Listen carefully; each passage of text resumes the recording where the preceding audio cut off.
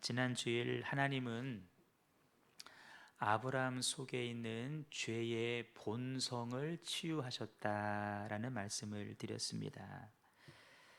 아브라함이 애굽에서 그렇게 했던 것처럼 그랄이라고 하는 지역에서도 두려운 나머지 자기 아내를 누이라고 속였는데, 이것은 단순하게 두려워서 한 행동이 아닙니다. 하나님께서 보호해 주신다라고 하는 믿음이 없었기 때문에 불신앙에서 나온 행동입니다. 다른 말로 말하면 죄의 본성에서 드러난 행동이었습니다. 그 죄의 본성을 하나님께서 치유하셨는데, 어떻게 치유하셨느냐? 책망하는 것 대신에 너는 선지자다라고 말씀하시면서 가서 아비멜렉을 위하여 기도해 줘라 그랬어요. 사실은 책망받아야 마땅한데 하나님 책망 대신에 아브라함아 너 선지자야, 가서 기도해 줘 그랬어요. 정말 아브라함이 부끄러웠지만 기도했어요. 그랬더니 어떤 일이 벌어지냐면 아비멜렉 가정에 닫혔던 태의 문이 열리게 되었습니다. 그 과정을 통해서 아브라함이 죄의 본성이 이제 드러나고 고침을 받게 되는 거예요. 더 나아가서 영적인 자신감도 권위도 생기게 되었죠. 근데 여러분, 아브라함이 기도해서 태의 문이 열렸다, 그것이 다가 아닙니다. 더 중요한 것은 아브라함 안에 있는 죄의 본성이 치유되고 난 다음에 주시마 약속하신 아들 이삭이 주어졌다는 것입니다. 그러니까 약속의 성취는, 언약의 성취는 언제 이루어지냐라고 할 때에 우리 안에 그릇된 본성이 치유될 때, 우리 안에 있는 죄의 쓴뿌리가 다 뽑히고 난 다음에, 우리 안에 있는 상처와 아픔들이 치유받고 난 다음에 하나님의 약속이 성취되는 줄로 믿습니다. 여러분, 약속이 있는데 아직 성취되지 않은 것들이 있을까? 그렇다면 혹시 내 안에 아직 죄의 본성이 남아있지는 않는지 한번 잘 점검해 보시고, 오늘 예배 가운데 그 죄의 본성까지도 다 드러나고 깨끗이 치유받는 은혜가 있기를 주님의 이름으로 축복합니다. 자, 오늘은 종려주일입니다. 고난주일이라고도 이야기를 하고, 이번 한 주간 고난주간을 살아갈 터인데, 오늘 본문이 마침 아브라함이 이삭을 제물로 바치는 장면이에요. 오늘 말씀을 들으시면서, 본문을 보시면서 아브라함이 이삭을 제물로 바치는 그 장면만 볼 것이 아니라 우리는 더 나아가셔야 돼요. 골고다 언덕에서 십자가에서 피 흘려 죽으신 예수님을 한번 생각할 수 있어야 돼요. 자, 본문에 나타난 이삭의 모습은 하나님 어린 양으로 오셔서 십자가에서 제물되어 돌아가신 예수님과 여러 가지 공통점이 있어요. 오늘은 그 공통점과 더불어서 이삭을 제물로 바치는 과정 가운데 볼 수 있는 아브라함의 믿음의 모습 한두 가지 살펴보시면서 은혜를 나누려고 하는데, 자, 먼저 이삭과 예수님 사이에 있는 공통점을 먼저 생각해 봅니다. 어떤 공통점이 있냐면, 첫 번째, 인간적으로 불가능한 상황 가운데에 전능하신 하나님의 능력으로 잉태했다는 것입니다. 자, 아브라함이 이삭을 낳을 당시가 아브라함 나이는 100세였고 사라는 90세였습니다. 그럼 99세 때 잉태했고 89세 때 잉태했다라는 이야기인데, 아브라함이나 사라 둘 다 자녀를 생산할 수 없는 그런 형편입니다. 하나님의 전능하신 능력 아니고서는 도무지 이삭의 잉태와 출생을 설명할 길이 없어요. 예수님도 마찬가지입니다. 예수님 마리아의 몸을 빌려서 이 땅에 태어나셨어요. 그런데 보통 사람들이 태어나는 것처럼 남자의 씨로 태어난 것이 아니라 성령으로 잉태되었다 그랬어요. 왜냐하면 예수님은 구세주로 오셔야 될 분이신데 남자의 씨로 태어나면 그도 죄인이기 때문에 구세주 역할을 감당할 수가 없어요. 그런데 예수님은 피를 흘리셔야 돼요. 근데 원래 하나님은 영이시고 말씀이기 때문에 피를 흘릴 수가 없어요. 그래서 피를 흘리기 위해서 여자의 몸을 빌려서 사람의 몸으로 오셨어요. 동시에 죄가 있으면 안 되기 때문에 성령으로 잉태하셨어요. 과학으로 설명이 될까요? 설명되지 않습니다. 전능하신 하나님의 능력 아니면 설명이 되지를 않습니다. 자, 이삭도 전능하신 하나님의 능력으로 태어났고 예수님도 전능하신 하나님의 능력으로 이 땅에 오셨어요. 이 사실이 우리들에게 무엇을 의미하느냐?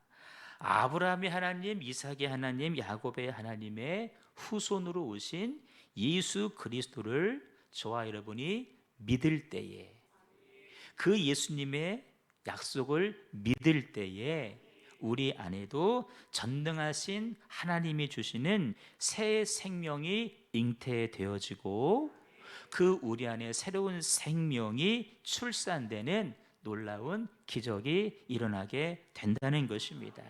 여러분, 우리가 예수 믿어서 구원받고 새 생명을 얻은 것은 우리의 힘으로 된 것이 아니라 따라요, 전능하신 하나님의 능력입니다. 저와 여러분 속에 하나님 넣어주신 새로운 생명이 들어있는 줄로 믿습니다. 임신한 여인처럼 배가 볼로 불러온 것은 아니지만 영생이 잉태되어 있다라는 거예요. 한번 이렇게 만져보세요. 내 안에 영생 있나 이렇게 한번 느껴보세요. 밥을 많이 먹어서 이렇게 그거 느껴지는 것이 아니라 우리 안에 전능하신 하나님의 능력으로 넣어주신 새 생명이 잉태되어 있다는 거예요. 그 새 생명 결코 유산시키지 마시고 끝까지 잘 보존하셔서 육신의 죽음 이후에 영원한 생명 천국으로 다 들어가시기를 주님의 이름으로 축복합니다. 믿음 잃어버리지 말라는 거예요.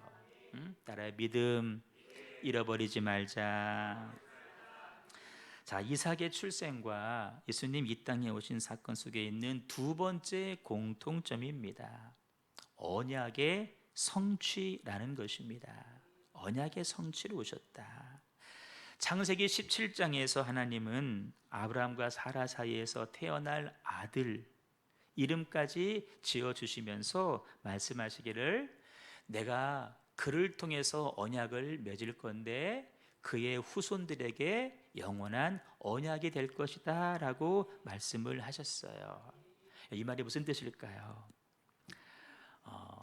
아브라함과 맺은 언약이 이삭 대에서 다 이루어진다는 말씀일까요?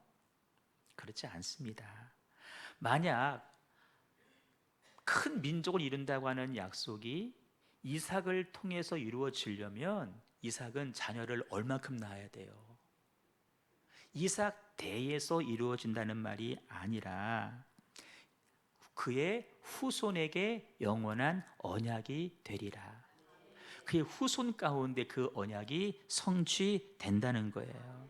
그럴 때 여러분, 그 언약이 누구에게서 이루어졌느냐? 아브라함과 이삭과 야곱과 요셉을 거치고 더 나가서 다윗을 거치고 다윗의 후손으로 오신 예수님을 통하여서 그 언약이 성취된 줄로 믿습니다. 이런 결론 내릴 수 있죠. 예수님은 언약의 성취입니다. 따라 예수님은 언약의 성취입니다. 하나님께서 태초에 사람을 창조하시고 생육하고 번성하고 다스리고 정복하고 충만하라, 소위 5가지 원형의 복을 말씀하셨어요. 그런데 안타깝게도 우리 사람들이 죄를 지음으로 인해서 그 언약에서 제외가 되고 말았어요. 근데 그것이 하나님에겐 너무나 안타까움이었어요. 다시 그 원형의 복을 주시기를 원하셔서 하나님께서 새로운 계획을 세우셨어요.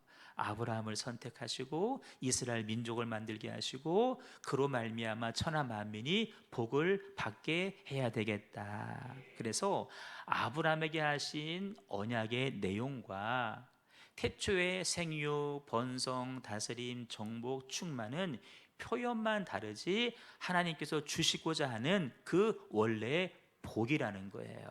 그 복이에요. 그 복에 대한 약속이 누구에게서 이루어지냐면은 다윗의 후손으로 오신 예수님께서 십자가에서 피 흘려 죽으심으로 하나님과 우리 사이의 관계가 회복되었기 때문에 그 언약이 이루어진 줄로 믿습니다. 그래서 예수님은 언약의 성취자다라고 말씀을 드리는 거예요. 간절히 소망해요. 우리 모두와 인생의 주인으로 예수님을 주인으로 모시시고 예수님을 구세주로 영접하시고 왕으로 인정해 드리고 내 인생의 실권자, 실제 권세가 있는 분으로 인정하심으로 한 사람도 빠짐없이 언약의 주인공, 축복의 주인공 다 되시기를 주님의 이름으로 축복합니다.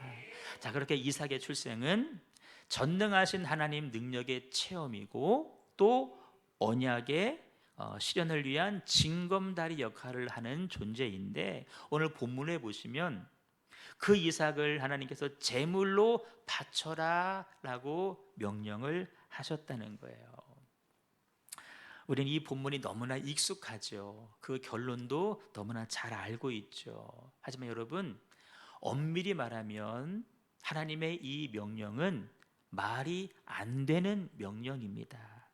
왜냐하면 첫째는 하나님의 성품과도 어울리지 않는 명령이에요. 하나님은 사랑의 하나님인데 어찌 소도 아니고 양도 아니고 사람을 제물로 바치라고 하실까? 여러분, 말이 안 되는 명령이죠. 여러분, 어떻게 사람을 제물로 바치라고 하실 수 있을까? 이 질문에 대한 답을 한번 제가 드려보겠습니다. 우리는 하나님의 명령만으로 하나님의 성품을 이해할 수 없습니다. 이해되시나요? 잘 생각해봐요. 하나님의 명령만 가지고 우리가 하나님의 성품을 다 헤아릴 수가 없다는 거예요. 예를 들면 자녀를 기르는데 때로는 훈계할 목적으로 벌을 줄 때가 있잖아요. 벌을 막 주고 있는데 지나가는 사람이 아니 저 엄마는 시대가 어느 시대인데 애들 벌을 줘, 나쁜 엄마네, 이렇게 이야기를 했다고 칩시다. 그분은 잘못 아는 거예요. 이 아이의 엄마는 그 아이를 훈계할 목적으로 벌을 주는 거예요. 벌을 주는 목적을 알아야 돼요. 하나님께서 이삭을 바쳐라, 그 결론만 보지 마시고 왜 이삭을 바치라고 하시는지 그 배경과 이유를 먼저 알으셔야 돼요. 하나님께서 이삭을 바치라 하셨을 때에 우리 그 이유를 발견하게 되는데 잔인한 명령이 아니라 아브라함을 향한 하나님의 시험이라는 거예요. 시험이다. 하나님이 실제로 이삭을 제물로 바치기를 원하셔서 하신 말씀이 아니라 그의 믿음을 시험하시는 것이다. 자, 여기서 성경을 조금 아시는 분들은 이렇게 반문할지 몰라요. 야고보서 1장 말씀을 근거로 해서 아니 하나님은 악에게 시험을 받지도 아니하시고 또 친히 아무도 시험하지 않는다고 하셨는데 왜 하나님이 시험하실까? 이거 말이 안 되는 거 아니야? 라고 말하는 분들이 계십니다. 여러분, 이 말 뜻은 이것입니다. 첫째, 하나님은 악에게 시험을 받지 아니하신다라는 말씀은 하나님은 시험을 받지도 않는다라는 의미가 아닙니다. 하나님은 시험을 받으시지만 그 시험에 넘어지지 않는다. 이게 되시나요? 하나님도 시험을 받으셔요. 시험을 받지만 그 시험 앞에 넘어지는 분이 아니시라는 의미예요. 자, 우리 예수님 곧 하나님이시죠. 이 땅에 오셔서 40일간 금식 기도하시자마자 성령께 이끌려서 마귀에게 시험을 받았다 그랬어요.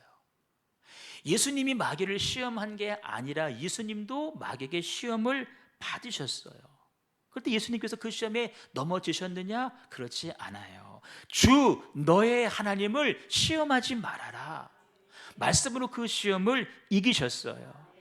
시험을 받으시지만 우리와 달리 하나님은, 예수님은 시험을 이기시는 분이시다, 그 말 뜻이고, 두 번째, 하나님은 친히 아무도 시험하지 아니하신다. 여러분, 이 말은 하나님은 절대 누구도 시험하지 않는다는 것이 아니라 어떤 시험을 하지 않으시냐라고 할 때에 유혹해서 넘어뜨리기 위한 시험을 하시는 분은 아니라는 거예요.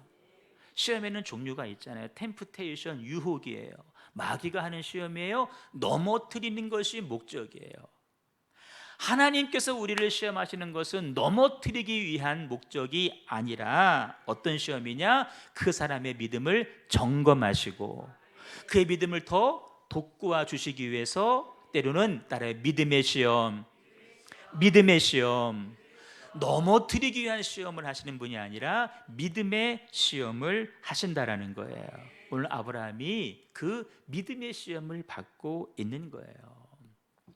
더 궁금해지죠. 그런데 믿음의 시험 좋은데 왜 하필이면 자녀를 바치라라고 하는 시험일까?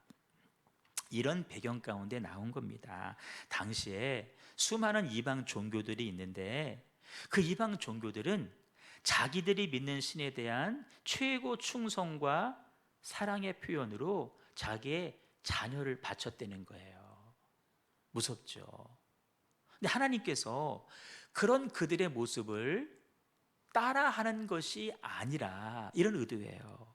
사람들아, 이방신을 섬기는 사람들도 자기 믿는 우상에게 그렇게 충성하고 사랑을 보여주는데 하물며 전능하신 하나님을 믿는 너희들은 나에게 어느 정도의 믿음을 보여줄 것이냐, 이런 의미예요. 우리로 말하면 그렇죠. 야, 신천지들 봐라, 얼마나 열심히냐, 응? 너희 그만큼 할 수 있냐, 이런 시험일 수 있는 거예요. 요즘에 그 JMS 막 나오잖아요. 야, 그 JMS 이단들도 그렇게 충성하는데 너희들은 얼마만큼 하나님 앞에 충성할 수 있느냐, 그런 의미의 질문이에요. 적어도 이방신을 섬기는 사람들보다는 좋아야 되지 않겠냐.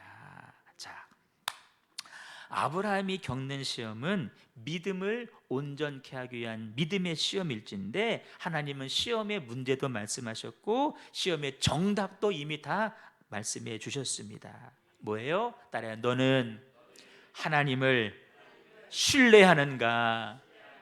이 문제예요. 너는 하나님은 말씀하신 대로 다 이루어 가시는 언약의 신실하신 하나님이심을 믿느냐? 이거 지금 물어보시는 거예요. 그럴 때 여러분, 아브라함이요, 이 질문 앞에 별다른 고민을 하지 않았어요. 그 증거를 보시면 아침에 일찍 일어나서 이삭을 제물로 바치기 위해서 집에서 모리아 산으로 향하여서 출발을 했다라는 거예요. 여러분, 고민하다가 어쩔 수 없이 하는 순종했다라면 아침에 일찍이 가지도 않았을 거예요. 자, 이삭을 제물로 바치라는 명령에 수긍할 수 없는 또 하나의 이유가 있습니다. 이게 본질인데요, 그 명령대로 행하면 하나님의 약속은 이루어질 수 없기 때문에 순종하기 어려운 질문이에요. 자, 이삭은 약속의 자녀라고 했어요. 그런데 그 약속의 자녀를 죽여서 제물로 바치면 다 끝나버려요. 더군다나 창세기 12장부터 하나님은 계속해서 말씀하셨어요. 누가? 하나님이. 그런데 하나님이 그 이삭을 바치래요. 요즘 유행하는 자기 부정이에요. 스스로 하신 말씀을 부정하는 셈이 되는 거죠. 그러나 여러분, 이 시험은 어떤 시험? 믿음의 시험이라 그랬어요. 믿음의 시험. 자, 우리가 신앙생활을 해가면서 사단이 주는 유혹, 넘어뜨리기 위한 시험도 겪지만 때로는 하나님이 주시는 믿음의 시험도 여러 번 경험하게 되는데, 그 시험이 어떤 종류의 시험이든 우리는 반드시 이겨야 됩니다. 신앙생활은 이기는 생활이에요.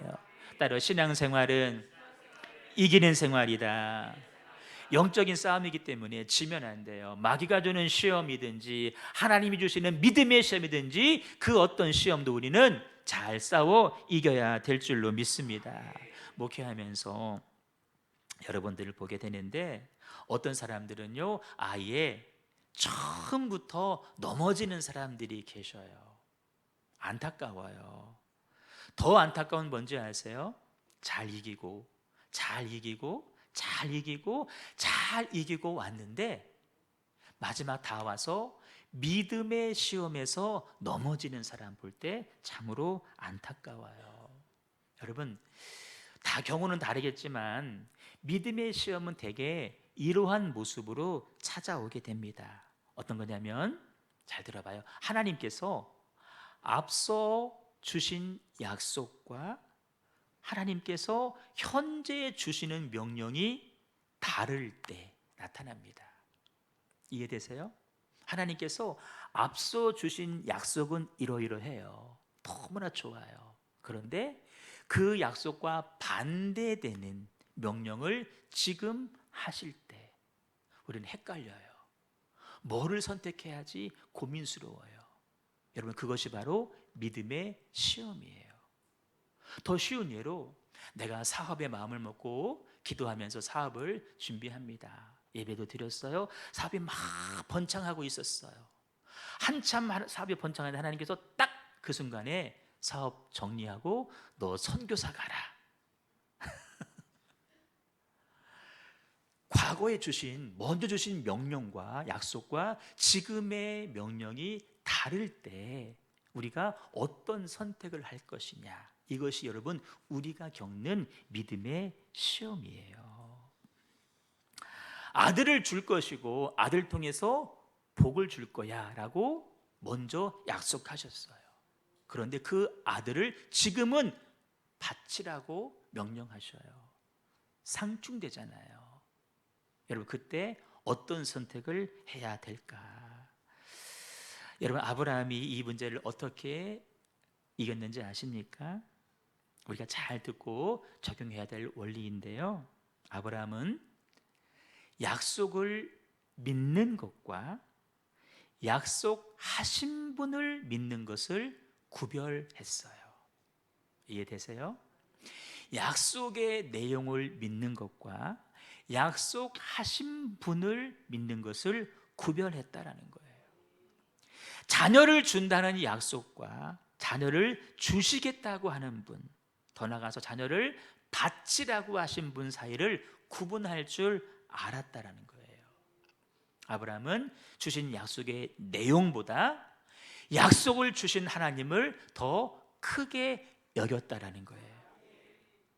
아버지 손에 있는 선물도 좋지만 그 선물을 기억하고 사오신 아버지가 더 귀하다라는 거예요. 따라 약속보다 더 중요한 것은 약속하신 분이십니다. 때로 우리가 하나님 명령하심을 다 이해하지 못할 때가 있어요.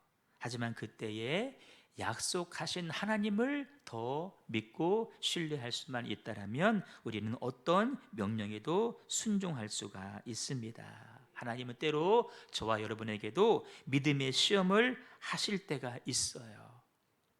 도무지 감당하기 어려운 것을 요구하실 때가 때로는 있어요. 뭘까요? 믿음의 시험입니다. 유혹이 아니에요. 믿음의 시험이에요. 그 시험 앞에 여러분, 시험의 내용을 보지 마세요. 그럼 다 넘어져요.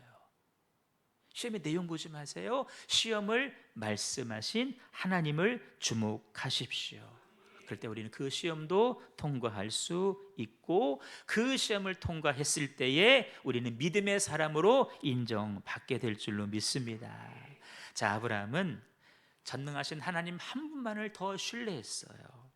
구체적으로 아브라함의 믿음이 어디서 어떻게 나타나는지 살펴보는데, 가장 먼저 아브라함 이삭과 함께 모리아 산에 오르는 장면이에요. 자, 산 입구에 다 왔어요. 그 종들이 이렇게 따라왔지 않겠어요? 아브라함이 종들에게 이야기합니다. 너희들은 여기서 기다려라. 내가 아이와 함께 저기 가서 예배하고 너에게로 돌아오겠다라고 이야기를 하죠. 여러분, 하나님을 향한 중요한 아브라함의 믿음의 고백이 이 안에 담겨 있습니다. 나에게 자녀를 바쳐라 요구하시는 하나님, 내가 보기엔 전혀 불가능한 요구일지 모르지만 거기에는 내가 모르는 하나님의 뜻이 있다는 거예요. 너희들은 여기 있어요. 우리는 예배할 거고, 우리가, 나 혼자가 아니에요, 우리가 너에게로 돌아오겠다. 어렴풋이라도 부활이라고 하는 말은 적혀 있지 않지만 아브라함 속에는 하나님의 뜻과 계획하심, 그것이 궁극적으로 부활일진데 하나님이 다시 살리실 것이다, 이 믿음이 아브라함 속에 있었다라는 거예요. 여러분, 오늘 이 시대에 그렇게 말씀을 듣지만 여전히 우리 가운데 부활을 믿지 못하는 사람들이 있어요. 그런데 아브라함은 벌써부터 하나님의 약속하심, 하나님의 전능하심, 하나님의 계획하심, 부활의 개념은 모르겠지만 다시 살리실 것이다, 이 믿음이 있었다는 거예요. 두 번째 아브라함의 믿음은 아들 이삭의 질문에 대한 대답을 통해서 확인할 수 있죠. 사흘길을 걸어갑니다. 아브라함과 이삭 사이에 단 한마디 대화도 성경에 기록되어 있지를 않아요. 아마 아브라함도 마음이 많이 복잡했을 거예요.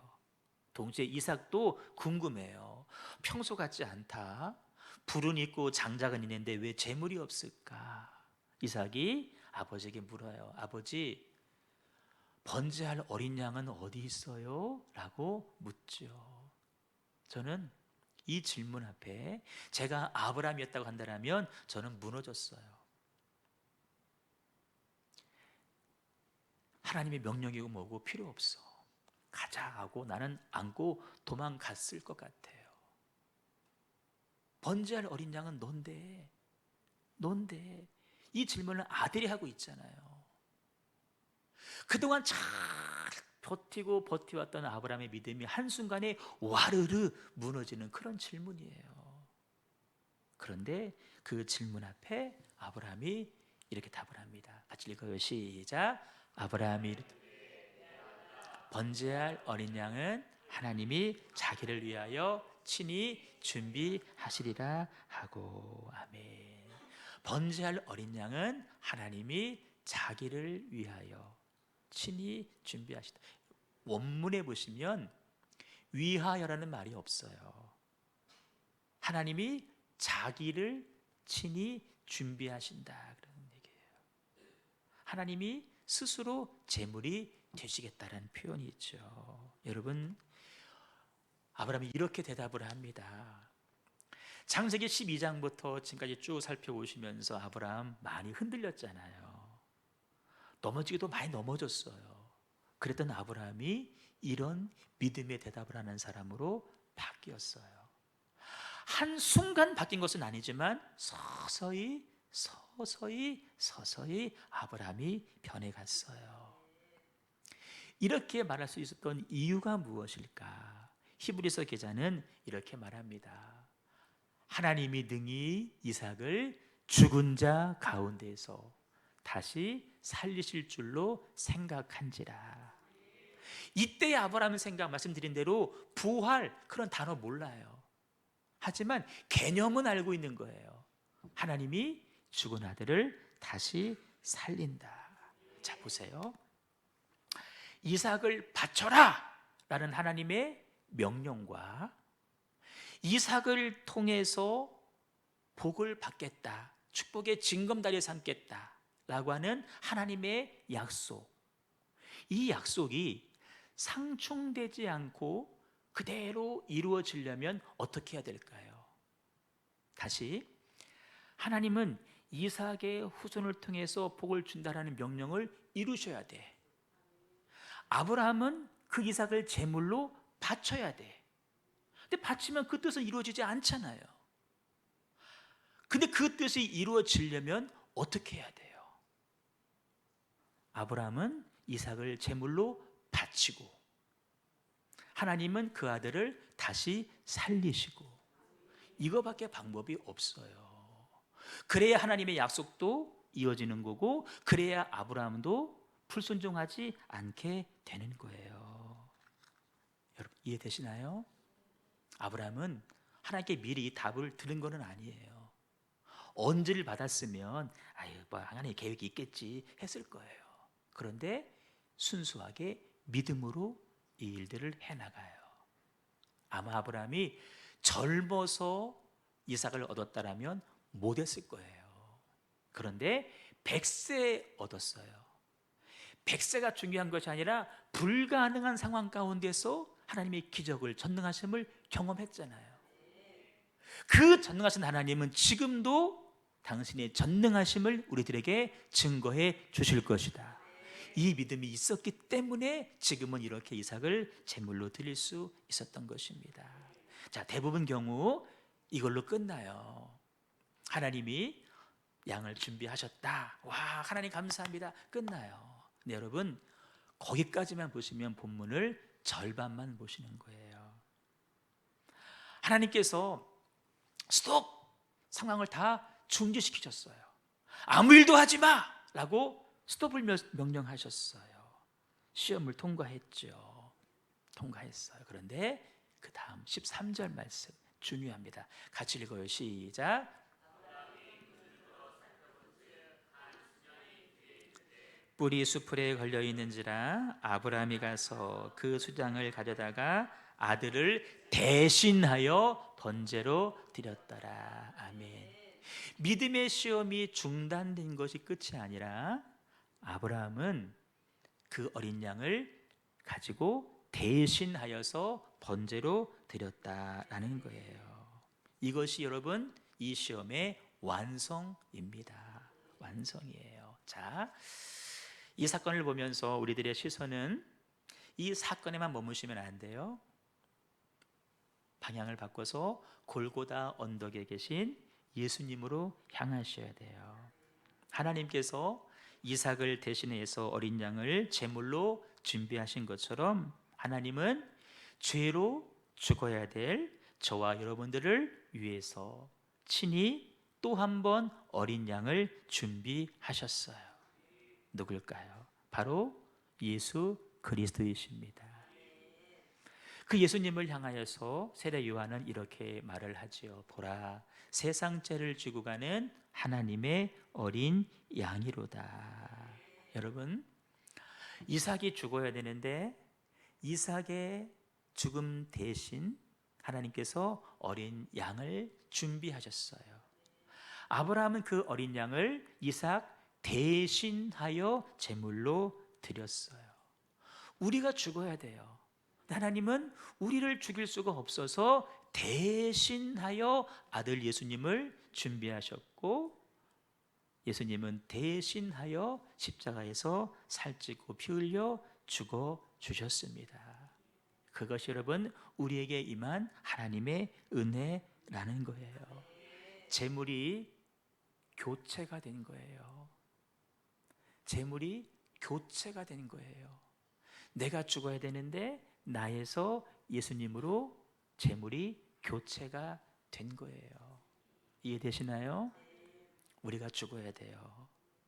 우리 대신 우리를 죽일 수 없어서 아들 예수님으로 제물을 교체하신 거예요. 이번 주간은 고난 주간이에요. 우리를 죽일 수 없어서 우리 대신 하나님께서 제물을 보내주셨고, 그 하나님의 뜻을 따라 오신 예수님은 십자가에서 죽으시려고 친히 예루살렘으로 들어가시고 온갖 고난과 고초를 당하신 한 주간을 살아가게 될 것입니다. 여러분 어떻게 살아가시겠어요? 저 역시 여러분들에게 믿음의 시험 관련된 질문을 하나 드리고 말씀을 마치겠어요.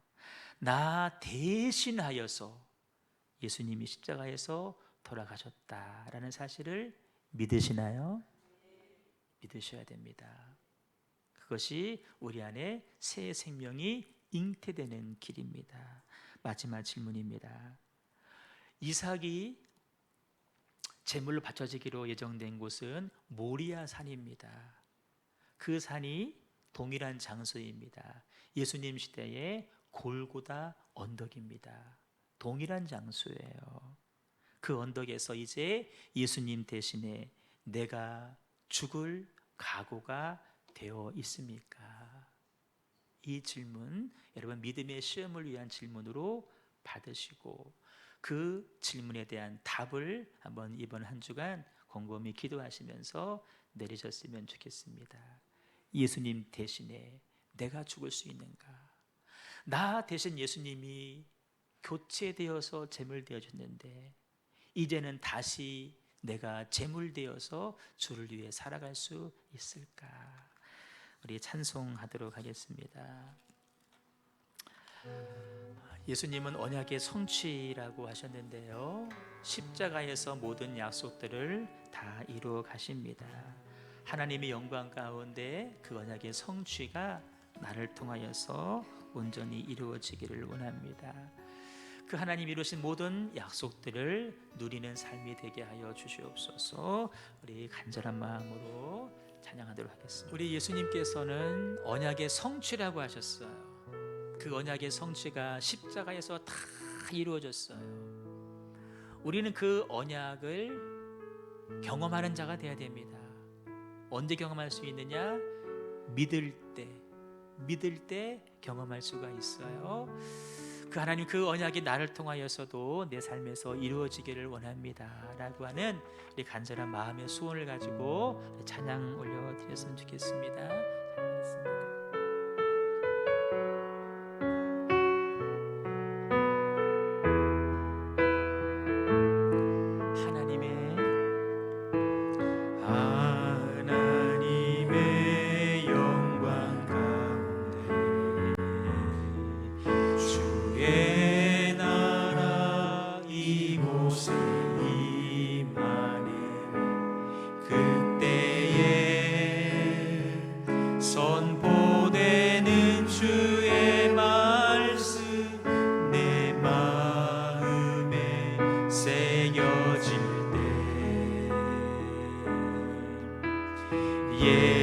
예수님의 사랑 가운데 성령님이 내 안에 계시니 내 맘속에 들려오는 주의 음성 믿음으로 취할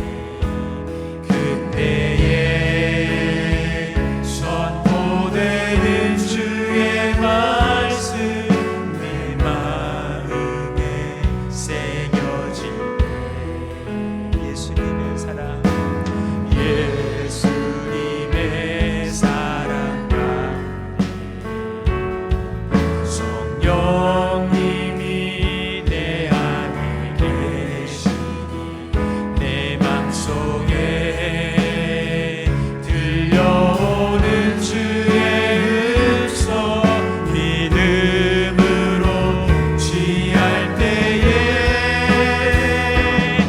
주께서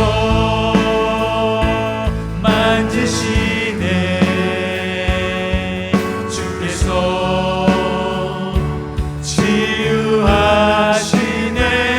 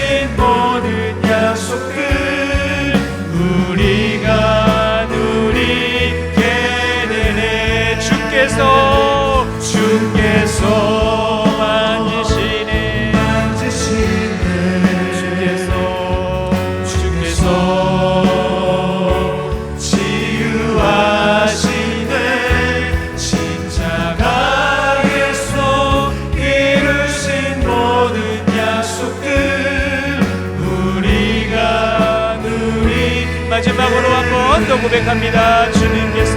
주께서 만지시네. 주께서 치유하시네. 십자가에서 이루신 모든 약속들 우리가 누리게 되네. 두 손을 가슴에 이렇게 한번 얹어보고요, 우리 같이 기도할게요. 여러분 가슴 속에, 마음 속에 새 생명이 잉태되어 있음이 느껴지시나요? 자녀를 출산해본 어머니들은 아시죠? 아이가 발로 퉁퉁 차요. 내 속에 생명이 있구나 느끼죠. 살아있으니까 움직이는 거예요. 우리 안에 하나님께서 아들 예수님 생명과 맞바꾸셔서 새 생명, 영생을 우리 가운데 넣어주셨어요. 여러분 느껴지기를 바랍니다. 느껴지셔야 돼요. 그 생명이 느껴지는 자들, 우리 예수님은 언약의 성취자라고 하셨는데, 하나님 말씀하신 모든 언약이 예수님을 통하여서 십자가에서 이루어졌고, 새 생명을 잉태하고 있는 자는 그 언약의 당사자, 언약의 주인공, 언약을 경험할 수 있는 사람이 될 것입니다. 믿는 자들에게는 이런 표적이 따르리니 라고 말씀하셨어요. 그 표적이 우리 삶 가운데도 여러분 나타나기를 소망합니다. 주여 내가 믿습니다. 주여 내가 믿습니다. 지식으로 아니라 내가 하나님을 경험으로 내가 그 말씀을 믿습니다. 주님, 내 안에 회복이 필요합니다. 치유가 필요합니다. 질서가 필요합니다. 병고침이 필요합니다. 아버지 약속하신 것인데 아버지 그 언약이 공수표로 끝나는 것이 아니라 나를 통하여서, 우리 교회를 통하여서, 우리 가정을 통하여서 하나님 이루어지게 하여 주시옵소서. 나는 분명히 믿사오니 주여 내게 더 큰 믿음을 허락하여 주시옵소서. 우리 합심하여서 통성으로 같이 애자르고 간절하게 기도하겠습니다. 주여